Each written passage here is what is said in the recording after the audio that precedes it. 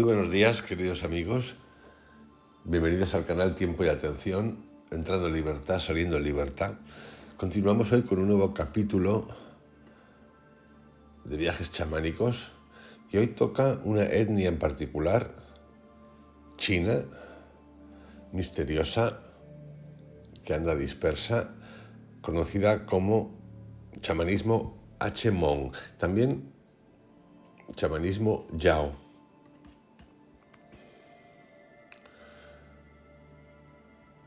La comunidad Hmong en la actualidad es una etnia china que actualmente vive dispersa entre algunas regiones del sudeste asiático.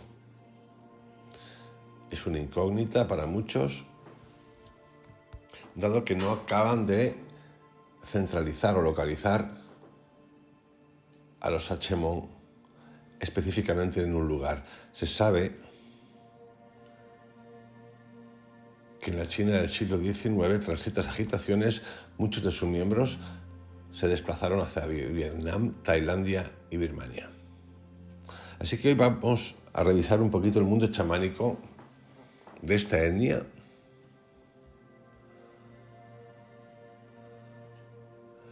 que también fue utilizada en la época de Vietnam, en esa época de entreguerras, con fines políticos.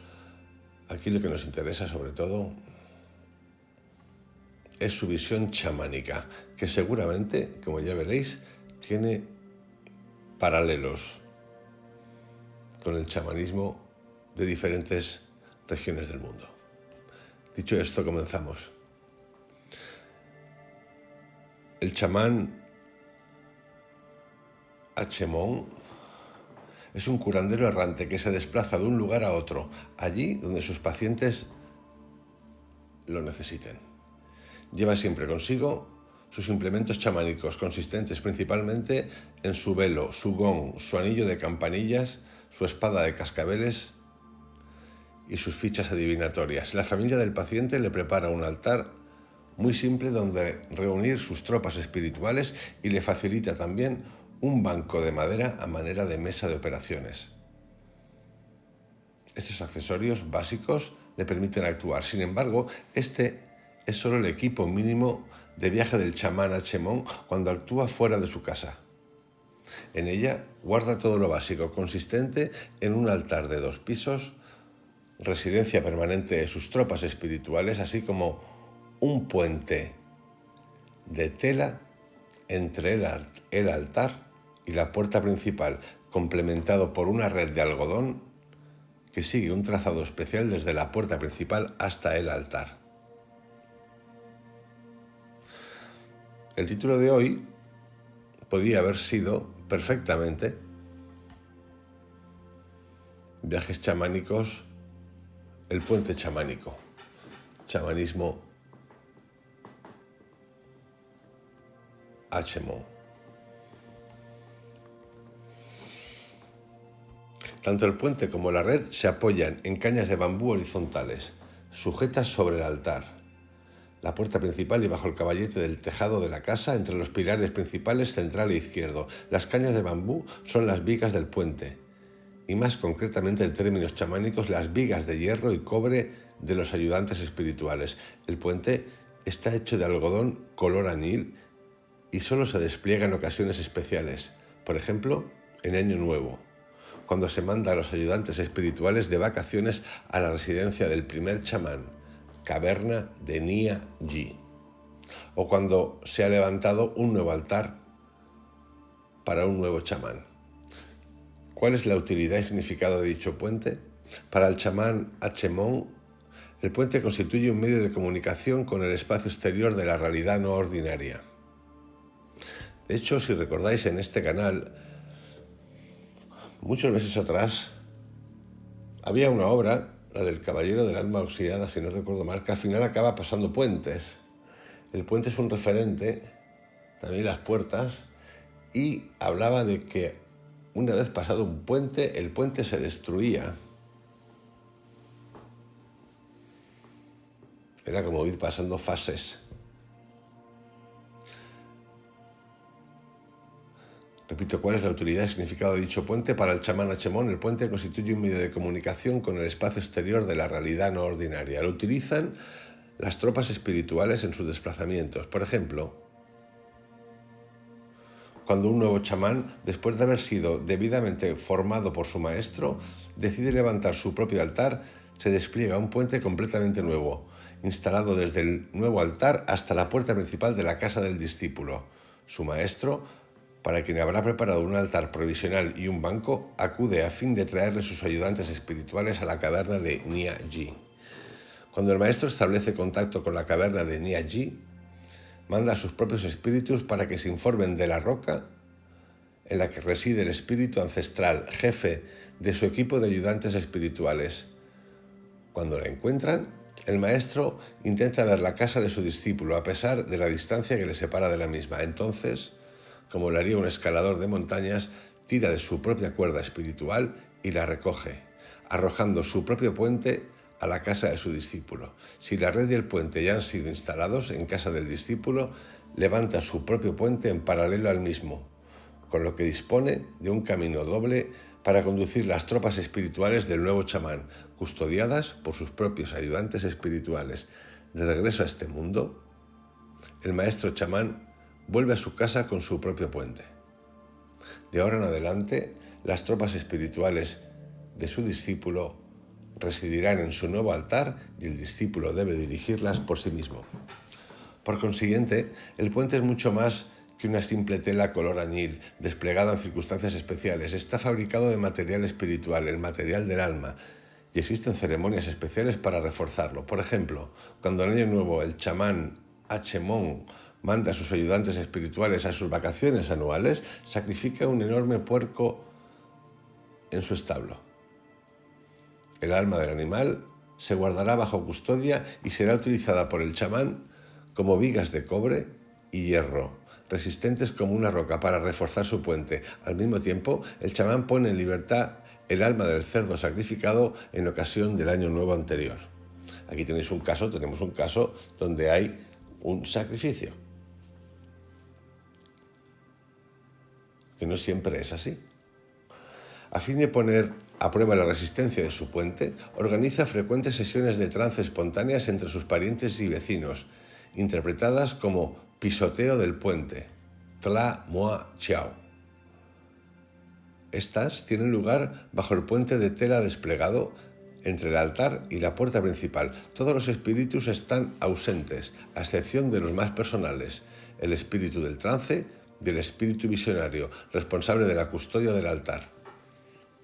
Espíritu del trance y espíritu visionario. Se provoca un trance entre los jóvenes y mayores que deseen participar. El propósito de este ejercicio recreativo y a veces bullicioso es claramente el de reforzar el puente. Si habéis visto la película que cuenta la biografía, creo que es de Martin Scorsese, sí es de Martin Scorsese, del Dalai Lama de la actualidad, en una de las escenas, cuando están a punto de salir hacia China, de abandonar China, porque los chinos los quieren atacar, en una de las escenas aparece un chamán budista en trance total, que describe varias cosas. Entre otras, el ataque de los chinos, que ya le había anunciado el Dalai Lama anterior.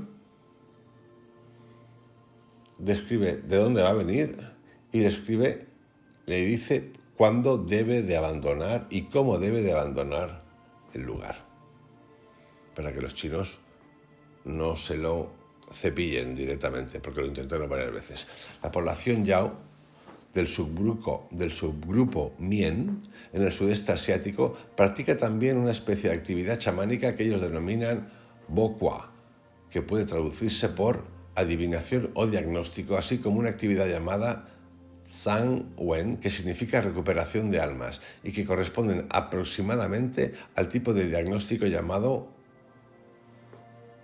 Hua Nen Sai y al tratamiento conocido como Hua Nen Ku entre los chamanes Hachemón.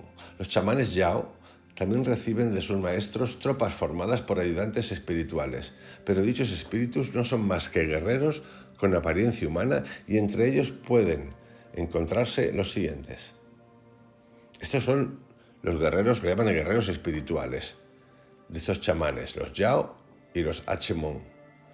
En particular, los Yao, de los que estoy hablando ahora, entre sus tropas espirituales pueden verse los soldados del estandarte rojo y los del estandarte azul, el príncipe con su espada de doble filo, el general dragón con su afilado sable, las tropas del trueno de cobre y las del trueno de hierro, el gran general que vuela por los aires, los 4 meritorios supervisores, mensajeros de los cielos, los infiernos del bajo mundo, de este mundo y de las aguas, todos los maestros de este mundo y del más allá. Como veréis, la riqueza cultural, descriptiva de estos mundos chamánicos es verdaderamente fascinante. Cuando las sociedades mercantilizadas, industrializadas, capitalizadas y ahora ya digitalizadas abandonan esta serie de culturas propias de cada territorio, pero yo diría que universales, entramos y abandonamos un mundo creativo, un mundo mental y de vibraciones inmensamente rico, que el mundo de hoy cataloga como vulgar, como falta de conocimiento, cuando es en esencia el faro de Alejandría, que es decir, la luz de un mundo hiperconectado con la naturaleza y con el más allá, por ende el espíritu. Este punto merece ser examinado y comparado con la tradición chamánica Hmong. El chamán Hmong también tiene lo que denomina a sus ayudantes espirituales chinos, los Nen Shua. Estos tienen su infantería, Peng Yen, y su caballería, Peng Mua, y son suministrados por los maestros del chamán, que incluyen no solo su inmediato preceptor, sino los preceptores de su preceptor, así como los maestros herreros que forjaron su gong y sus espadas. Los ayudantes espirituales chinos del chamán Hmong forman grupos de 4, mientras que sus ayudantes espirituales Hmong forman parejas. Los ayudantes espirituales chinos van siempre en formación de 8 o 9 por fila y son tan temibles como disciplinados. Esto es prácticamente todo lo que sabemos de ellos, aparte de que parecen ser muy numerosos y responder a la llamada del chamán. Pero el chamán Hmong distingue claramente esta tropa de reserva de sus propios soldados, a los que llama por parejas, citando sus nombres o describiendo su función específica en sus fuerzas. Estos ayudantes espirituales Hmong suelen aparecer bajo formas de animales como pájaros, insectos, mamíferos, complementados por algunos espíritus sobrenaturales y humanos. En el caso de estos últimos, pueden ser héroes culturales como la señorita Hua y el señor Nang, madre y padre de la especie humana, que se muestran tejiendo el cielo y atrapando en su red los hilos de enfermedad que el dios cruel de la muerte, Sue Si Nion, esparce sobre la tierra. O puede tratarse de semidioses como la señorita Nube Negra y su padre el viejo dragón. Los primeros representan la contribución auténtica de los Hmong a la cultura chamánica, que pueden haber recibido perfectamente de otros pueblos. Entre los pájaros, las visiones de pájaros, que se convierten en pájaro, se encuentran 3 parejas de aves de rapiña: los halcones, los buitres y las águilas. Los halcones se utilizan para atrapar la sombra fugaz del alma cuando huye, mientras que los buitres y las águilas se sirven de sus anchas alas para reunir los rebaños de ayudantes espirituales. En otros casos, patos silvestres se zambullen en pantanos y estanques para rescatar almas hundidas en el barro, y los pájaros carpinteros utilizan su duro pico y su lengua prensil para extraer orugas y otros gusanos del alma de bambú creciente. Entre los insectos y sus parientes, las arañas tejen las telas, cuyos hilos sirven de camino y apoyo a los ayudantes espirituales, y una especie de avispa llamada Sphex, S-P-H-E-X, que adormece a la presa y se la lleva viva al nido, servirá para capturar la sombra fugaz del alma que huye y devolverla ilesa al cuerpo del paciente. Entre los mamíferos, los lobos y los perros se lanzarán en persecución de las almas que corren como toros y las obligarán a regresar. Los tigres cazarán brujas tigresas. Los elefantes utilizan su formidable fuerza para sostener las sombras del alma que se desvanecen, etc. Volviendo a los Yao, cuando el chamán Yao ha llamado a todos los personajes antes mencionados, reproducido mímicamente su llegada en trance y cuando comprueba que están todos presentes y listos para entrar en acción, dice: que los jinetes espolen sus caballos, crucen el puente y salgan cabalgando. Les ofrezco el puente del cielo, el puente de la tierra. Les brindo el puente que cruza este mundo hasta el más allá. Les ofrezco el puente de las 3 terrazas y de las 7 estrellas. Despliego estos puentes y caminos hasta el mismo paciente, cuyo cuerpo yace preso de la fiebre. El puente es introducido de nuevo en la trama para facilitar la intervención del escuadrón espiritual del chamán en la persecución de los seres sobrenaturales causantes de las enfermedades del paciente. Los chamanes Yao, al igual que los sacerdotes taoístas, utilizan el mismo gesto, mudra, como símbolo del puente. Con la palma abierta de la mano derecha, golpean la palma abierta de la mano izquierda. Entonces levantan ambas manos y las juntan sobre la cabeza. A continuación, agachando la cabeza y extendiendo las manos sin separarlas, como si tiraran del puente hacia sí, dicen: han regresado la infantería y la caballería, los soldados y los oficiales, se reintegran, puentes y caminos, caballos y sillas, todos ellos y a toda prisa. A su regreso, los espíritus suelen comunicarle al chamán lo que han averiguado en el otro mundo, que el chamán Yao, todavía en trance, traduce para el cabeza de familia con las siguientes palabras: he cruzado el puente para investigar a fondo. Esto es lo que le cuenta el chamán después de su trabajo, todavía en trance, al cabeza de familia. He cruzado el arco, el puente, para investigar a fondo. He ido al más allá para investigar los espíritus y he visto que las 3 almas espirituales sobre la cabeza del paciente volaban por separado lejos de él y que sus 7 almas corporales vagaban, privado de sus almas espirituales para proteger su cuerpo y de sus almas corporales para proteger su vida, sucumbirá a las enfermedades que le afectan. Amo de la casa, mis mensajeros deben llevarle alivio a su sufrimiento y lograr dominarlo hasta su completa recuperación. Tendrá que llamarme de nuevo en un día propicio para que mande mis aguerridos soldados a recuperar todas sus almas, devolverlas a su lugar y también para expulsar los 7 desastres y los 8 sufrimientos. Así, el paciente recuperará su salud. En resumen, tanto el chamán Yao como su equivalente Hachemon empiezan por hacer un trato con los poderes sobrenaturales del más allá, que resultan ser la causa de la enfermedad del paciente. No se trata exactamente de un pacto de paz, sino más bien una especie de alto el fuego que indica el no empeoramiento de la enfermedad y una ligera recuperación por parte del paciente. Sin embargo, si el paciente no se siente mejor, la operación del chamán habrá fracasado y se llamará a otro para hacer un nuevo intento. Cuando el paciente mejora claramente y el amo de la casa considera que ha llegado el momento de reforzar su recuperación, llama de nuevo al chamán para la sesión curativa. Una sesión Teshan o en Yao es mucho más compleja que un simple diagnóstico. Consta de no menos de una veintena de escenas, desde la reunión y partida del chamán con sus tropas espirituales hasta la propia reintegración de las almas del paciente a su cuerpo, al tiempo que se restaura su destino. A estas escenas les siguen la remuneración de todos los ayudantes espirituales. La captura de las almas que escapan es un acontecimiento sumamente dramático, para lo que se recurre al uso de diversos puentes. El puente más importante nos representa una tela blanca no blanqueada de unos 7 metros de longitud, que el chamán convierte en puente para atraer las almas desde el más allá a este mundo, pero además necesita de 5 o 7 puentes para que sus fuerzas crucen el espacio de la realidad no ordinaria. Son puentes que cruzan los cielos, la tierra, el más allá, este mundo, las montañas, las aguas, los hombres y los espíritus. El chamán representa estos puentes con hojas de papel sobre el suelo.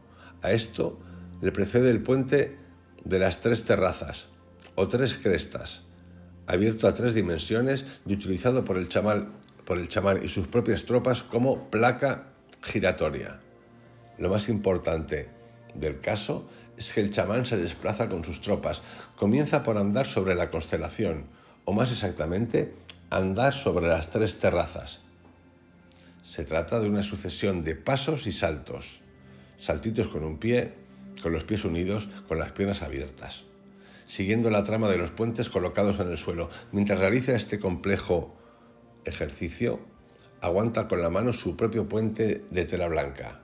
Después de cruzar con la ayuda de los puentes cierta distancia por el espacio y alcanzar el más allá, de pronto experimenta un ataque cataléptico, cayendo de espaldas sobre los puentes de papel y al mismo tiempo desdoblando el puente de tela blanca con el que se cubre el cuerpo. Sus ayudantes arreglan la tela sobre el suelo, tendiéndola desde la puerta principal hasta una mesa de sacrificio, a cierta distancia de la cabeza del chamán. Le colocan una jarra de agua sobre el pecho, sobre la que a continuación ejercen cierta presión para ayudar al espíritu del chamán a que salga. Su cuerpo en trance deja lentamente de temblar y por fin queda quieto. Solo se oye su voz debajo de la tela, pagando para abrirse camino en el más allá y negociando con liberar el alma de su paciente o prolongar su vida. Cuando es necesario, él mismo corrige el número de años que le restan a su paciente en el libro del destino. Como veréis, es una secuencia muy elaborada, es una secuencia larga, requiere de construcción de puentes. El puente es un factor importante.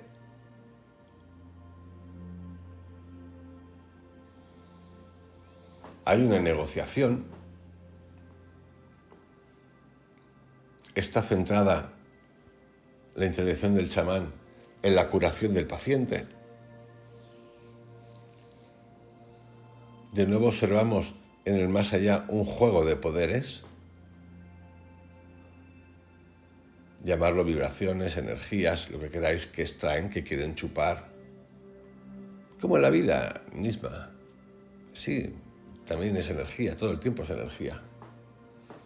Le llamaríamos élites extractivas. El famoso péndulo de los que llevo hablando un ratito en el viaje a la mente. Los ayudantes del chamán juegan un papel muy importante. Cuando todavía en trance se desploma y sigue temblando bajo la tela blanca, con una pequeña daga de acero en la mano derecha, cuya empuñadura es también un sonajero, le colocan sobre el pecho una pequeña tabla de madera en la que hay 3 líneas escritas con caracteres chinos. A mí me recuerda mucho, pero mucho, yo diría que muchísimo, a esa escena que os he dicho de la película de Scorsese que trata sobre, bueno, ya me acuerdo cómo se llama, Kundun, el Dalai Lama de ahora, donde aparece un chamán. Muchísimo la escena.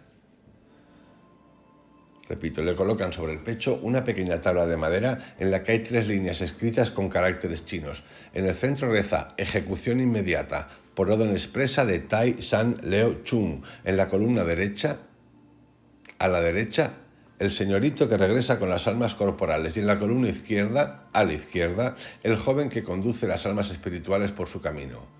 Estos 2 ayudantes espirituales entrarán realmente en acción cuando se devuelvan las almas recuperadas. Cuando el chamán desea mejorar el destino de su paciente, sus ayudantes le ponen un pincel y su sello en las manos, que emergen de debajo de la tela y hacen como si escribiera y sellara el libro del destino. Sin embargo, la escena más importante para los ayudantes tiene lugar cuando el chamán propone que regresen las almas del paciente. Les ordena a sus especialistas, antes mencionados, que cojan las almas y las devuelvan a su casa por el puente blanco. En el momento en que se supone que deben llegar a la casa, sus ayudantes cogen una antorcha y registran minuciosamente la entrada en busca de algún ser viviente. Generalmente encuentran insectos e informan al chamán de cada uno de sus hallazgos, quien los reconoce como las almas que han regresado. Después de haber encontrado 3, el chamán, todavía debajo del puente, echa sus fichas adivinatorias para confirmar el buen retorno de las almas. Intervienen de nuevo sus ayudantes para leer el resultado. Lo único que falta es que el chamán reaparezca en este mundo, que tiene lugar cuando comienza de nuevo a temblar. Sus ayudantes recogen el puente en el momento en el que el chamán se incorpora de un brinco, se dirige a la puerta y ordena el regreso de sus tropas espirituales caminos y puentes. Es en este momento, en este punto, podemos abandonar al chamán Yao, a quien le quedan todavía otras 7 escenas para la recuperación completa del paciente. Como veréis, es un proceso tremendamente laborioso. Cada cultura chamánica, cada cultura, tiene su proceso de recreación.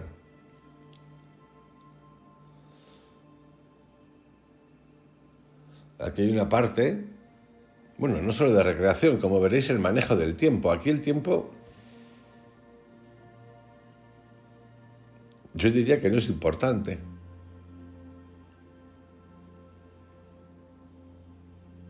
No es importante. Uno de los momentos más importantes en la intervención de un chamán,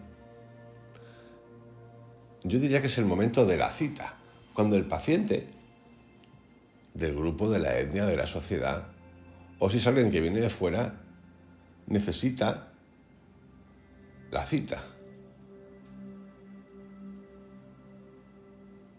Yo creo que es en ese momento, previo a hacer nada, cuando el chamán o las personas que dan acceso al chamán, que también ocurre,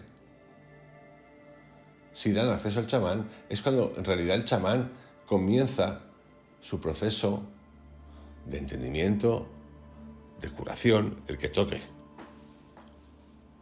Porque no solamente los chamanes se dedican a curar, se dedican a entender también el entorno de la comunidad, el ecosistema en el que se vive.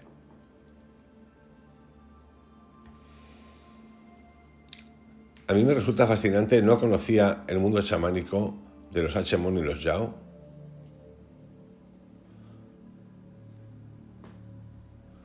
Como veréis, esta secuencia de tiempo, cuando la cuando la comparemos con el chamanismo siberiano, el chamanismo de América,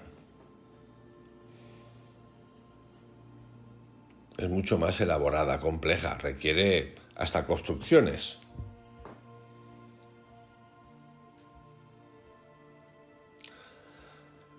En resumen, queridos amigos, os dejo con este nuevo capítulo que tiene que ver con los chamanes.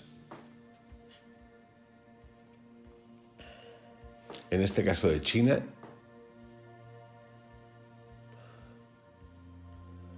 Y os invito a que continuéis conmigo en esta exploración mágica que yo creo que hemos de rescatar potentemente, porque si no, en el camino que vamos, nos vamos a quedar en un mero logaritmo, en un mero numerito, y la parte espiritual, el enteógeno, buscar a Dios dentro, que es lo que significa el Dios dentro de ti, se va a convertir en una mera inteligencia artificial. Y yo no quiero que sea así. Os envío un abrazo, que tengáis un excelente día. Hasta mañana.